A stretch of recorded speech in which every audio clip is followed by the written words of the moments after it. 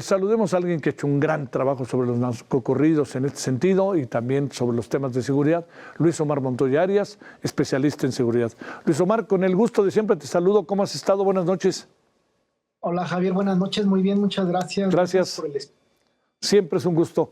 A ver, déjame plantearte, Luis Omar, ¿por qué esto, es decir, qué pudo ser que de People 2, la famosa canción de Peso Pluma, pudo haber sido factor, no digo para la detención, pero sí para la existencia de, ¿no? A ver, adelante Luis Omar y gracias. Y gracias. Fíjate que este tema me parece bastante relevante por varios motivos, por varias razones. Por supuesto que los corridos sirven, no solo de ahora, sino de siempre, para que las autoridades, digamos, obtengan información. O sea, los corridos, los narcocorridos siempre han sido una fuente de información. Yo diría incluso una fuente primaria por todo el contenido pues, que comparten. ¿Por qué? Porque estos personajes, al estar, digamos, al margen de la ley y también al margen de la historia oficial, al no tener posibilidad de formar parte de los libros de historia, pues buscan, digamos, inmortalizar, hacer presente su memoria a través de los corridos. Por eso los corridos, desde luego, pueden considerarse como parte de la contracultura, aunque ciertamente desde hace bastante tiempo lo que denominamos como corridos, pues ya no son corridos porque no cuentan una historia, pero en todo caso estos personajes siguen echando mano del corrido. Hace 2 años, los Canelos Juniors, hijos de los Canelos de Durango, una agrupación bastante importante, nacida en Durango, pero vecindad en Culiacán, grabaron el primer corrido dedicado a este personaje, así se llama el corrido El Pilli, y el compositor se llama Gilberto Hernández. Es un corrido que es con el que abrieron esta nota, que tiene bastantes detalles y bastante información, muchísima más información que las alusiones que hace Peso Pluma, por ejemplo, en sus corridos, o Tito Doble P, sí. O el propio Luis R. Conríquez, que es otro cantante de moda. Él denomina sus corridos como corridos bélicos, digamos que mercadológicamente es la competencia de Peso Pluma, ¿no? Y los famosos corridos tumbados. Entonces, en realidad, las autoridades, visto desde esta perspectiva, ya sabían quién era el Pilli desde hace 2 años que se grabó este corrido. Incluso en el documental que se estrenó el 7 de marzo del presente año, ese corrido, esa versión específicamente, se incluye en el 4º episodio.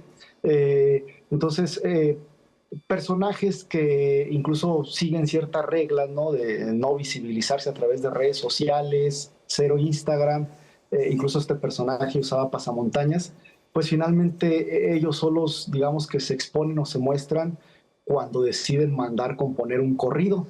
Entonces, por supuesto que los corridos son una fuente primaria y por supuesto que sin duda las autoridades han echado mano, se han valido los correos para enterarse de la información respecto a los cárteles de la droga en México. No es un fenómeno realmente nuevo. Pienso que digamos, planteamiento que tiene que ver con Peso Pluma responde más pues al momento, a la globalización del corrido tumbado y a la importancia, por supuesto, económica pues y de mercado de Peso Pluma. Pero en realidad este personaje ya había sido abordado por el corrido, por el narcocorrido, como tú bien señalabas, no tanto por el corrido tumbado. Es decir, que las autoridades ya tenían conocimiento de este personaje y ciertamente los narcocorridos, y en este caso también los corridos tumbados, se valen de claves. Hay un tipo de corrido en este género musical que se llama corrido de claves. No es nuevo tampoco. El primer corrido que se grabó uno de los más importantes, lo grabaron los Tigres del Norte en los 90s, se llama Pacas de Aquilo. Lo compuso un compositor originario de Morelos llamado Teodoro Bello. O sea que no es nuevo este asunto de las claves en los narcocorridos y los corridos, y por supuesto que las autoridades sin duda echan mano de los mismos para informarse, digamos, de estos personajes, sobre la vida de estos personajes, sobre los gustos, cómo se entretienen, cómo se divierten. Obviamente hay elementos recurrentes, pues, carros, coches, mujeres, armas, a todos les gusta lo mismo, ¿no? Pero van delineando ciertos elementos que, digamos, permiten a las autoridades, pues, saber cómo está la estructura, cuál es la jerarquía, Javier. Oye, cuando hablas de claves, ¿qué tipo de claves se mandan? Y segundo, ¿qué tanto los intérpretes o los compositores componen por lo que ven o componen por lo que les piden que hagan? Estos personajes, la mayoría tienen claves. Cuando asumen una clave es porque ya tienen una importancia mayor. Ajá. Entonces, por ejemplo, hay un correo que dice, me dicen el 24, por ejemplo, ¿no? Uh-huh. Que hace tiempo grabó la banda MS, por ejemplo, cuando traían a Julián Álvarez de vocalista, porque Sí. él fue vocalista de esta banda. Entonces, echan mucho mano de las claves. Cuando se nombran claves en los correos, significa que el personaje en cuestión subió de rango, ¿no? Ya tiene un puesto más alto. Y entonces manejan estas claves justamente para evitar ser descubiertos. Hay un corrido muy importante que grabaron los Canelos de Durango, que son papás de estos nuevos cantantes. El papá, un compositor muy famoso que ya falleció, Pepe Ontiveros Mesa, y tiene un correo que se llama El Abecedario, que habla justamente de una fiesta en la que estaban tocando estas agrupaciones y en la que tuvieron que, digamos, salir huyendo personajes del cártel de Sinaloa. Entonces, estos corridos pues son pues, noticias de primera mano, ¿no? Sí. Y a través de ellos se van, digamos, diagramando pues las estructuras de los carteles.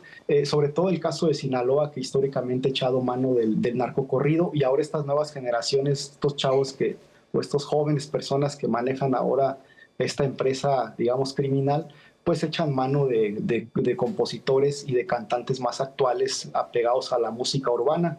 Si uno escucha en general el corpus del corrido tumbado, corrido urbano, se va a dar cuenta que en un 95% los corridos que se cantan, las alusiones que se hacen, tienen que ver básicamente con el cártel de Sinaloa, que es el cártel que históricamente más ha echado mano de los corridos, narcocorridos, grupos norteños, bandas, y ahora cantantes de corridos urbanos o corridos tumbados, Javi. Oye, supongo que para el Pidgey era un motivo incluso de orgullo ser partícipe ya y de que lo mencionaran, ¿no? Y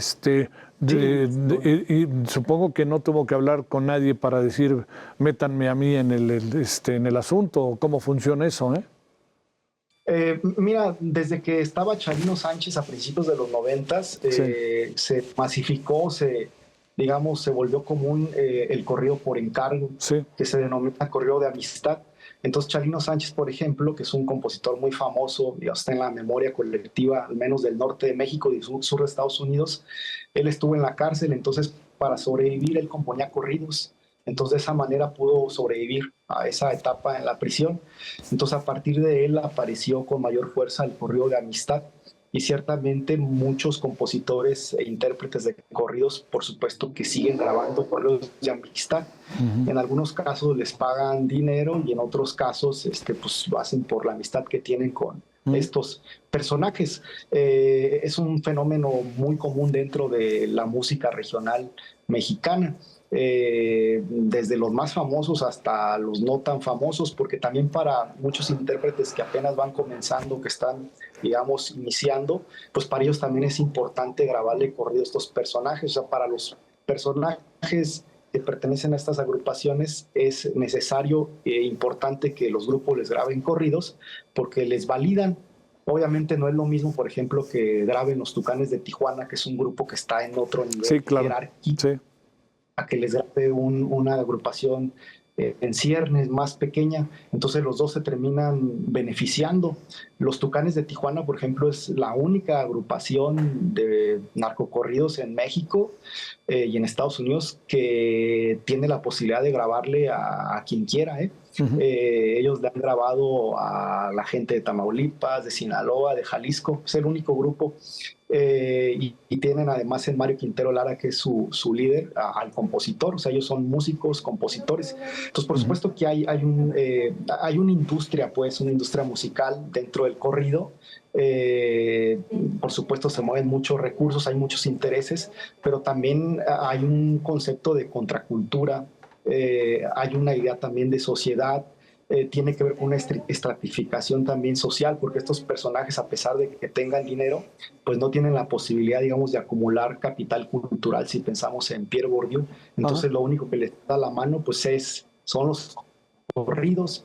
En ese sentido, me parece importante señalar, Javier, que aunque se desdeñe pues la cultura popular, pues esto demuestra claramente que la cultura popular juega un papel muy importante, Claro. siendo incluso relevante hasta para temas políticos y de seguridad, ¿no? Sí. Entonces, yo diría que incluso los especialistas en corridos, pues en este punto cobran su relevancia y tienen su valor, y temas que se trabajan en las universidades, como el propio corrido mexicano, pues por supuesto que son importantes, Claro. y las ciencias sociales Oye, importantes. Luis Omar, digamos, cuando un personaje como Peso Pluma interpreta, canta, compone una de estos corridos, de estos narcocorridos o corridos, ahí se mueve el mundo, aparecen enemigos, adversarios, aparecen otros que se molestan por eso, como incluso te acuerdas que prefirieron que no fuera a Tijuana, ¿no? Hace como, ¿qué será? Como 6 meses. ¿Qué es lo que pasa en ese mundo cuando de repente pues, se interpreta esto, pero también a veces supongo que se interpreta y se compone para mandar algún tipo de mensaje? Sí, fíjate que en los últimos años el corrido mexicano, en este caso el corrido tumbado, ha servido, por supuesto, como una plataforma política, pero más que para mandarse mensajes entre, digamos, grupos criminales, aunque sí los hay, lo que prevalece más bien es un diálogo, yo diría, con el gobierno mexicano, con el Estado mexicano. Si pensamos por los correos sobre el Culiacanazo, entonces son un espacio que han utilizado los cárteles en México más bien para buscar o pretender lograr una comunicación con el Estado mexicano, más que con sus, digamos, grupos pares o contrarios. Por supuesto que los, digamos, personajes de los diferentes carteles pues aspiran a que los mejores grupos les graben su corrido. Los cantantes regionales cuando van, digamos, en ascenso. Entonces, para esos personajes también el hecho de que les grabe en este punto Peso Pluma o Luis R. Conríquez, pues por supuesto que también a ellos les viste, les luce, pues significa que en el nivel jerárquico también van subiendo, y por eso los intérpretes y cantantes de correos que les graban ya son otros. Además, este punto en donde los cantantes son globales, ¿no? Sí. Los conciertos de Peso Pluma en este punto son, digamos, en producción musical son impresionantes, Javier, ¿no? O sea, están al nivel de producción de cualquier grupo de rock. Sí, están muy bien hechos. Oye, ¿no? Para cerrar, la narrativa pues es otra cosa. No, son megapros, ¿no? Además hasta los graban seguramente o en México o fuera de México, ¿no? A ver, déjame plantearte al final. ¿Quiere decir que en el gobierno mexicano tenemos dentro de los servicios de inteligencia o algo parecido, alguien que se pone a oír narcocorridos como uno de los muchos instrumentos para detectar cosas que suceden en el mundo del narcotráfico? Y segundo, ¿el Cártel Jalisco Nueva Generación también está en esta idea o fundamentalmente es un asunto que ha prevalecido en el Cártel de Sinaloa? Es un asunto que ha prevalecido en el Cártel Sinaloa, este diálogo histórico entre la música, los corridos y el grupo de Sinaloa es de siempre, pues, ¿no? Es un fenómeno que está mucho más ceñido, pues, o sea, sí se presenta en los otros grupos, pero está mucho más ceñido y mucho más acotado con el Cártel de Sinaloa porque es el más antiguo, el más histórico. Además, pertenece a una región en donde la música de viento, la banda, el recodo y tal, todas estas bandas tan importantes de música, pues están ahí, compositores afincados en Mazatlán. Es una tierra de músicos, pues, ¿no? Lola Beltrán, Pedro Infante. Históricamente, Sinaloa es un semillero de músicos y compositores. Sí, por supuesto que sí. Incluso yo te diría que hasta los propios académicos universitarios, de forma periférica, diría yo, con sus investigaciones, pues contribuyen pues en el análisis, conocimiento de estos fenómenos culturales, ¿no?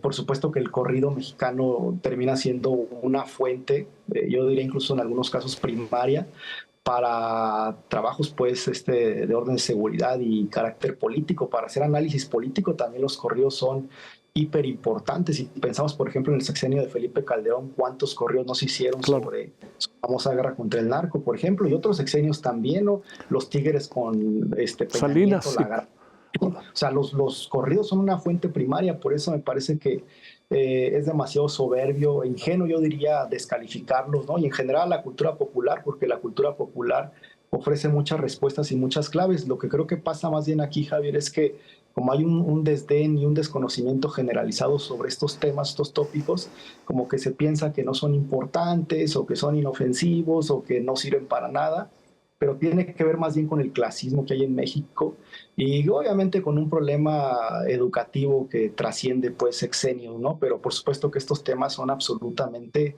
relevantes, Javier. Mi hijo, estaría buenísimo. Otras preguntas. Tendremos otra ocasión, como siempre, Luis Omar, y te agradezco muchísimo que hayas estado con nosotros.